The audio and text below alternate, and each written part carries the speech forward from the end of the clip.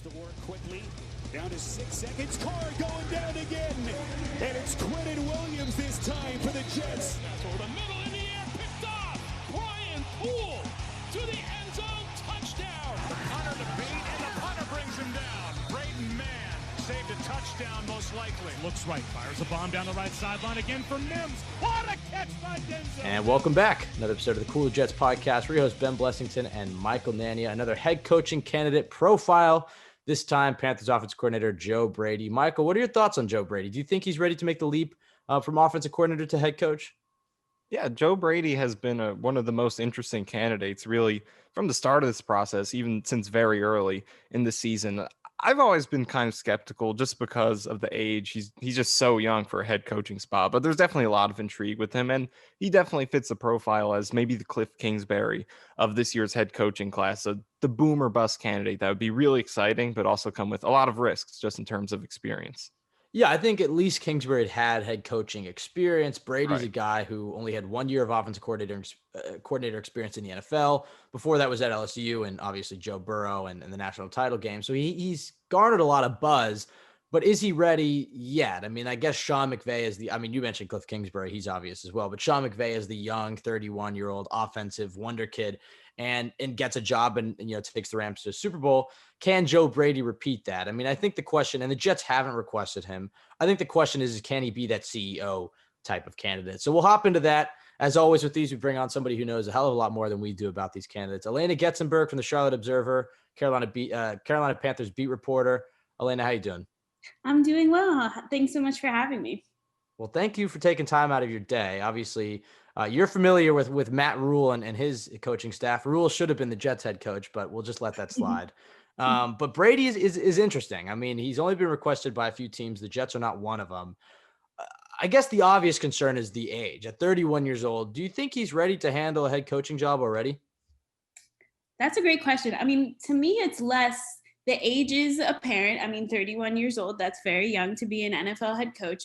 But to me, it's more like his experience than the age itself. When you look at someone like Sean McVay, he had a couple of years of offensive coordinator experience under his belt, or even just more experience in the NFL.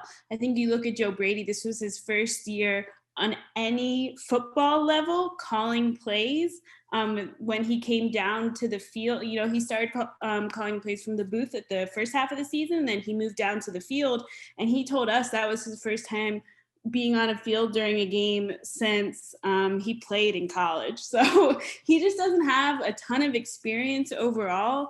So I think that's a big question mark. I definitely think, it's going to be sooner rather than later. I personally think he needs another year under his belt, but I think he could do the job. It would just take him, building a staff around him and probably a couple years to get used to all of the demands that come with being a head coach on any level. And what do you think are some of the traits that make you believe he can be a successful head coach? Because obviously his work, what he's done offensively, what he did at LSU, what he's done with the Panthers this year speaks for itself. But there has to be some degree of coaching ability and just that ability to connect with players, teach them and coach them for him to actually be in this mix, to get interviews, to be the head coach of some certain teams. So what do you think are some of the traits he's shown that make you believe he can be a successful head coach? Yeah, he's really smart, which is, I think, a first good step. He's a very it's already better than the Jets' last coach. Fair enough. He's like a smart football mind, I would say, which is like, you hear that a lot and it's, whatever. But I think he's very well versed. He's coached he coached linebackers for a little bit at William & Mary. So he's coached the other side of the ball, which I always think is a good you want a candidate that's more well versed. So I think he has that. I think, when we, on the Panthers side of things, when we talk about Joe Brady being a candidate, Panthers fans are a little confused because, the offense looked good at times and it, didn't look so good. But I would think one thing I would say about Joe that has stood out is, he puts his players in the best position, which I think is a really positive attribute. I mean, you look at someone like wide receiver Curtis Samuel, he was used in ways he just wasn't before, and he had his best season to date by far. So I think he's kind of innovative. He likes to do different stuff. And I think his intelligence, I know like a lot of candidates probably, their intelligence is thrown out, but I do think he's very smart and would put the people around him to kind of help him out in what would be a very daunting task, I would think, just because of his experience. Right, especially if you're going to go to New York, a losing franchise in the league's biggest market at just 31 years old. But I agree. I think Brady's intelligence is certainly his biggest sticking point, and the reason that he's flown up the ranks into the NFL is because he's just so innovative and so creative at that offensive coordinator spot. And there's no doubt in my mind that he will be a head coach at some point. It's just, is he ready now? And I think that was a really good point you made earlier, that he really hasn't had that much play calling experience. He may be young like McVay, but in football years, he's even younger because he just hasn't had that experience. I think the big concern outside of age is what type of head coach he can be. The Jets have talked about having a CEO, and I think we've said that in literally every single podcast. But it's important because the Jets have said it in every single interview. They want a guy who can lead every single member on the team and not just focus on the offense. And I think that would be the concern with Brady, is that he would just focus on the offense, hire a head coach of the defense per se. And that model's worked. I mean, it's worked in LA with the Rams. It's worked in San Francisco with the Niners, but the Jets tried to make it work here with Adam Gase. And it's probably more so Adam Gase and Greg Williams' fault than the model itself, but it didn't work well. And I think the Jets are looking to get away from that and to have a guy who oversees the entire operation. Do you think if Joe Brady were a head coach, whether it be now or whether it be 2 years or 3 years down the line, do you think he'd follow in that Sean McVay model of, I'm going to be the head coach of the offense and, technically the whole team, but I'm going to hire a guy who's going to be the head coach of the entire defense? Or do you think Brady would try to be a Bill Belichick or a Mike Tomlin or anybody who oversees the entire football operation? Yeah, I mean, I could see Joe trying to be like the overall head coach and like overseeing some of the defense too, but I just don't think that's realistic. I think whatever, at least at first, initially, I think, one of the concerns I have about Joe Brady being a head coach is who can he bring in as the coaches around him? Like he doesn't have a ton of, he has some NFL connections for sure, but not as much as other candidates for the job. In terms of bringing in a strong defensive coordinator, defensive line coach, like his connections are more limited than other people who are interviewing for these jobs. But yeah, I think he's a kind of guy who really likes to focus in on what he's doing. He spends a lot of time going over the offense. So he's such like a offensive guy. I see him being much more, here's my defensive coordinator. He's going to be in charge of that. And I'm going to do the offense and he'll oversee some things. But I just think it would make much more sense for him to be way more focused on the offense than, worrying about the defense. Cause I think I don't know if he'd have enough time in the day. So I just think he spends so much time like going over the offense, at least he has in Carolina, and, watching tape and all that it wouldn't make sense for him to have too much of a role on the defensive side of the ball.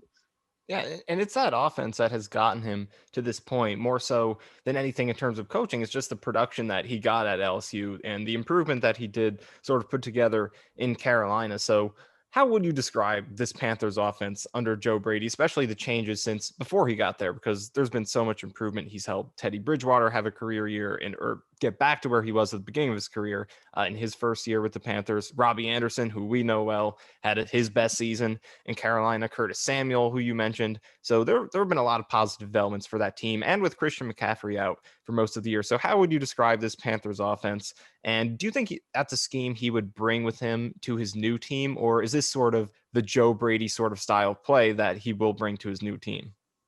Yeah, I think he'll bring, so this scheme, if you watch the Saints offense, there's a lot of similarities because he spent 2 years working under Sean Payton in that scheme. So there's a lot of Saints influence. I always argued that we never really got to see the full force of Joe Brady's offense because Christian McCaffrey only played in 2.5 games. And he was like, the offense was designed to work around, Christian McCaffrey because he's Christian McCaffrey. So we only got to see the offense to some extent, I would say. And, it's an offense that is not run heavy. I thought they should run the ball a little more than they did.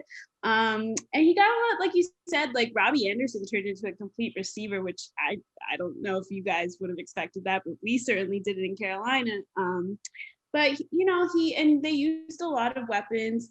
The thing that was missing that I think is the key to this offense, and, they had success in Carolina, but a big piece of it is having a pass catching tight end. someone that you can rely on third down or in the red zone. And the Panthers don't have that.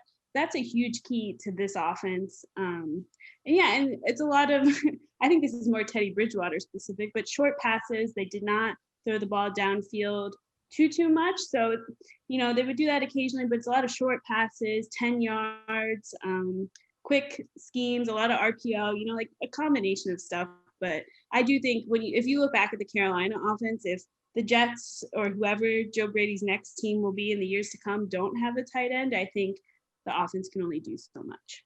Yeah, I think the most important thing you said there was that malleability, because I think that's something that Jets fans have suffered through with Adam Gase trying to force Sam Darnold and other offensive players into his system rather than build a system around him. And with Joe Brady, it's like, well, they lose Christian McCaffrey, so they go a little bit more pass heavy. They're able to incorporate Mike Davis a little bit. With Teddy Bridgewater, they're going underneath. But if he had, Josh Allen or Patrick Mahomes, he'd probably be calling games differently. Is there a particular game or moment, I guess, this past season that you thought, wow, this guy really could be a head coach, whether it be a moment in the locker room or a sequence of plays or something that at least sparked in your mind, well, this guy's a future head coach? I don't know. This comes off as, I don't know if I'm supposed to be like stumping for Joe Brady, but I was a little underwhelmed. But I think he had some really good moments. I think if you look, the offense clicked the most. And the most impressive performance, if you watch the game they played the Saints in New Orleans, Teddy Bridgewater completed like over 80% of his passes. The offense was really clicking. The other game actually that comes to mind is the Kansas City game when Christian played, and that offense, like, they trucked down the field on some drives. Like, if you look back at that game, like how they used Christian, like there's a vision there and it looked awesome. Like, this offense had moments. Those are the two games I would point to where like you could see this is why they hired Joe Brady. This is what he can do. But to be honest with you, like there was some very questionable decision making multiple times in many situations, late in games, in the red zone, communication issues, and that falls on Matt Rule and Teddy Bridgewater. But again, I don't know if I'm supposed to only be saying positive. No, definitely not. Definitely not. It's good because we want to get an honest look at these candidates. Yeah. Obviously we have some negative questions, but that's good to know because I think that we still get people tweeting at us like, oh, when's the Joe Brady episode? The Jets should hire Joe Brady. And it's like, I don't think he's what the Jets are looking for. I mean, I think he could be a good head coach, but no, definitely paint the whole picture and not just the nice, I guess, picture that the Jets fans have in their head of Joe Brady being the next Sean McVay. We want every part of the story. But one of the good things that I guess you can credit with either Joe Brady or I guess Matt Rule or your receivers coach, and you mentioned a little bit earlier, is Robbie Anderson turning into that full receiver. I mean, how do you think Joe Brady was able to unlock Robbie? I guess, how was he used in Carolina that would be differently than the deep threat go route that he was used as in New York? Oh, I mean, yeah, that's a great point. He ran pretty much everything. He dropped off at the second half of the season, and I'm not really sure why, but he had a really productive first half of the season. They pretty much let him do everything. At one point there were a few games where he was like Teddy's go-to guy, where he was just seemed to be always open and would get yards after catch and just looked great. So I think it was honestly, they just trusted to use him in a more ways than one. Like this offense didn't throw a lot of deep routes, but they were able to use him all over the field, and Joe Brady was not afraid to do that. With DJ Moore, there's a lot of big very big's not the right word, but very prolific wide receivers who can run quickly. This is a fast wide receiver group, but Robbie kind of stood out in that they let him do whatever, let him go across the middle, deep, a variety of things. He ran the ball once, it didn't go well, but they really let him do so many things. And I think that was Joe Brady just trusting him. They put him in those situations and it worked. I will say, like I said before, one thing he does well is he puts the players in a position to succeed.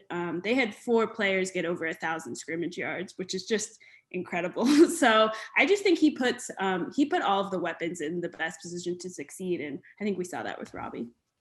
And obviously at quarterback is the biggest point of this offense in 2020, signing Teddy Bridgewater. And he had a pretty solid season. Like you said, it wasn't great for the most part. The explosiveness wasn't necessarily there. So kind of talk about what Joe Brady did with Teddy Bridgewater, both the good and the bad, because like you said, he was pretty check down happy, which is, sort of the quarterback he's been throughout his career, but both the good and the bad. How did Brady get Bridgewater to have some of the strong games that he did have, show some of the improvement that he showed, but also some of the downside in terms of how he could have used him better, how Teddy Bridgewater could have played better. So I guess sort of just talk about Teddy Bridgewater and Joe Brady, how those two guys meshed in 2020. Yeah, a lot of checkdowns. you know, so to put this in perspective for Jets fans, the Panthers fans currently want Teddy Bridgewater out of the building. So it was a rough end of the season for Teddy Bridgewater. And to be honest with you guys, I don't put that on Joe very much. Like, I think that most of it falls on Teddy for some very questionable throws.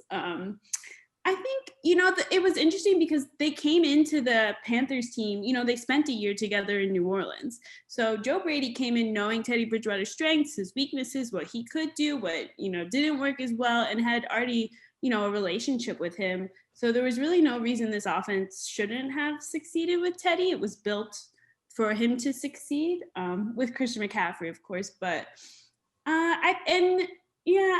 it's a lot of short throws, which is what Teddy Bridgewater's known for, right? It was a career year, but I think that's a little misleading because he hasn't had a great statistical season in his career, Teddy Bridgewater. But so, yeah, it's hard for me to say that he brought out the best in Teddy Bridgewater because I don't know if that's Teddy Bridgewater's ceiling. It very well may be. But there was accuracy at the end of the season was an issue. He started out with I know he was second in completion percentage at some point, but accuracy went down. Red zone interceptions became prevalent. And there was some weird play calling. If you go back to that Green Bay game, first and goal at the 1 yard line, Teddy Bridgewater ran a quarterback sneak. That was the play call. And Teddy Bridgewater is not a quarterback sneak kind of guy. So there's been weird moments when in that kind of play calling, but he brought out some of his accuracy at the first half of the season and those shorter throws, which Teddy Bridgewater can do very well. But again, I think if you're arguing that's Teddy Bridgewater's ceiling, then he looked great, but there were some questionable moments as well. Yeah, and I think the biggest thing, and we talked about it earlier, is what would his staff look like if he became a head coach? Because like we talked about a ton, his focus is offense. He does have that defensive experience, like you mentioned, which is definitely a big plus for him as he tries to make that leap to head coach. But he's an offensive guy. That's what he does. He's there to build the offense and call the offense. That's his bread and butter. So getting a guy who can run the defense, a defensive head coach, which is sort of like Ben mentioned, kind of like Greg Williams was for Adam Gase, like Wade Phillips was for Sean McVay when he came in. Getting that defensive head coach is going to be really key for him, and obviously building the rest of the staff as well. So if Joe Brady did make that leap to a head coach, what do you think that staff would look like? Because like you mentioned, he doesn't have too many connections in the league just because of his limited experience. So what could that Joe Brady staff look like? Is there anyone in Carolina he could take with him? And just what do you think his staff could look like and what it needs to look like for him to be successful? Yeah, so it's interesting. My initial answer to your question, would be the people that left the Carolina team this week. So, Jake Peetz, who was their quarterback coach, took the offensive coordinator job at LSU this week. And Joe Brady's one of his best friends, DJ Mangus, took the passing game coordinator job at LSU. And those guys, if Joe Brady got a head coaching job today, they would probably leave LSU, but that'd be quite the week. So yeah. Those are two guys who I would assume those are like Jake Peetz, DJ Mangus, those are two guys on the offensive side of the ball. In terms of, there's probably a couple other offensive names he could take from the Panthers staff, but on the defensive side of the ball, those are Matt Rule guys. People who, for example, defensive coordinator Phil Snow has been with Matt Rule for a very long time. He's not going to go with Joe Brady. Most of the defensive coaches were with Matt Rule at Baylor, so I don't see him taking many of those. I think Right. You'd have to go back to some of his William and Mary connections. William and Mary has Mike Tomlin, Sean McDermott, those kind of guys. There's a deep coaching history from the school. I'd assume he'd take from there. Maybe some of his New Orleans connections. But I'll be honest with you guys, a defensive coordinator name like doesn't pop. Like I've been thinking about it a lot, and like there's no one who like, yes, this is who Joe would make his defensive coordinator. Right. Or even the defensive staff. So I think it's honestly kind of a question mark. Maybe there's some people from LSU he could take, but I really do think, but they just blew their staff up, right? So I don't know who he's taking from there. But so I think that is honestly to me his biggest flaw is that that lack of experience. I mean, the New Orleans staff, Sean Payton's not going to like let Joe Brady take whoever he wants. Right. So I think that's going to be extremely difficult for him. I'm sure there's resources to pull on, but he's not going to get the best of the best for sure. Well, it's interesting that you mentioned New Orleans because the Jets requested Aaron Glenn as a potential head coaching candidate, and we talked about in this podcast how yes, they're bringing him as a head coaching candidate, but they may end up hiring him as a defensive coordinator if they were to hire a guy who didn't really have a set staff like Brady. And it's interesting that Brady comes from Matt Rule because the whole sticking point and the reason that Matt Rule isn't in New York is because the Jets weren't comfortable with his, Baylor heavy staff. They wanted to pair him with Tom Munkin or Adam Gase at offensive coordinator. And Matt Rule backed out, and now he's the coach of the Panthers. And the Jets are in this cycle again. And I think the other thing is, and you kind of touched on it, because Brady doesn't have a lot of experience. I mean, this is a really underrated part, but a lot of these guys, they're at least a lot of these candidates at least are expecting to be head coaches or at least preparing for it and spend the off seasons working on it. And what would their staff look like, establishing connections that when they go into the interviews, they can say, this is going to be my defensive coordinator. This will be my QB coach. This will be my linebackers, et cetera. There may be some holes, but they can at least provide an overview of kind of what their staff might look like. And with Brady, I don't think he was expecting to even get head coaching interviews this season because he comes directly from LSU, has 1 year of offensive coordinator experience on an average to mediocre team, and now he's going to be a head coach. He hasn't had that offseason where he's really got to sit down and lay out his staff. I think it'll be good for him to go through some interviews this time around, but I agree. I think he's too green, and that staff is too big of a question mark. But I want your opinion. Do you think this is the offseason that he lands a head coaching job? If so, where do you think is the most likely spot? Or do you agree that it's probably another year or two away from Joe Brady being a head coach? Yeah. One thing I will say is if I've learned anything about Joe is he was prepared for any situation. That maybe like I'm having trouble being like, this person makes sense as a defensive coordinator, but I promise you, like if there's one thing I've learned about Joe Brady is he's like ultra prepared. I don't know for certain that he has not had the time to sit down and think through who would be an NFL coaching staff with him, but I imagine he's very prepared for any interview he walks in. But yeah, I mean, I would think too with the defensive coordinator, one last thing on that is that it would be I think it would make sense to be someone he doesn't have a relationship with, that, whatever team he ends up with kind of attaches to him or he meets through a connection or whatever. But in terms of him getting hired, I would be surprised. I would be surprised if it's this year. I think next year makes a lot more sense for Joe.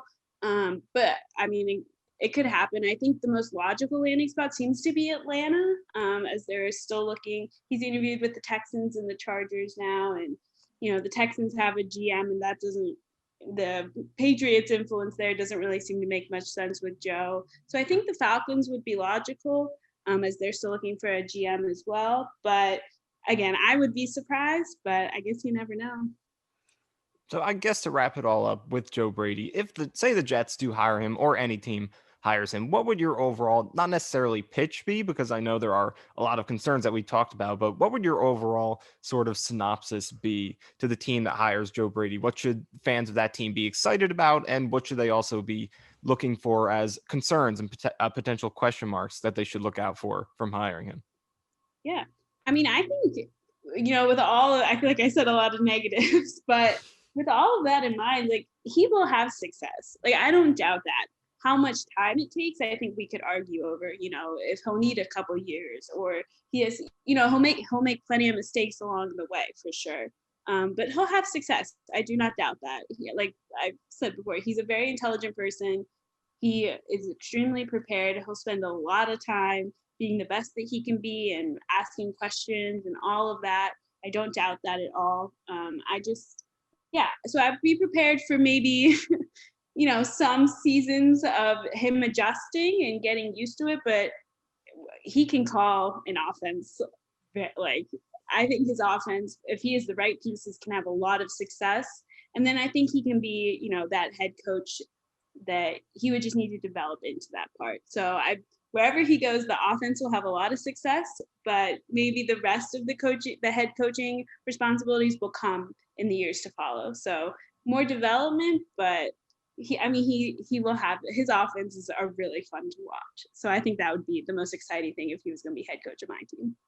Alaina, thank you so much for taking time out of your day to talk to us. Where can our listeners find your work? I mean, maybe they're all Jets fans, but maybe they want to pick an NFC team and follow the Panthers. Listen, Robbie Anderson yeah, that's true. often brings up the Jets. So this week he was like, I was really frustrated with the Jets. And I was like, we're still talking about that. So you can find my work at charlotteobserver.com. And then I'm on Twitter at @Getzenberg. Awesome. Thank you so much for joining us. Joe Brady, ladies and gentlemen, tweet us at CYJ Pod. Your thoughts on the Jets potentially hiring Joe Brady as their next head coach. You can follow myself at Ben W. Blessington, Michael at Michael_Nania. You can find our podcast wherever you listen to podcasts, iTunes, Spotify, Jets X Factor. Thanks, Alaina. And it's Quentin Williams this time for the Jets. Over the middle in the air, picked off.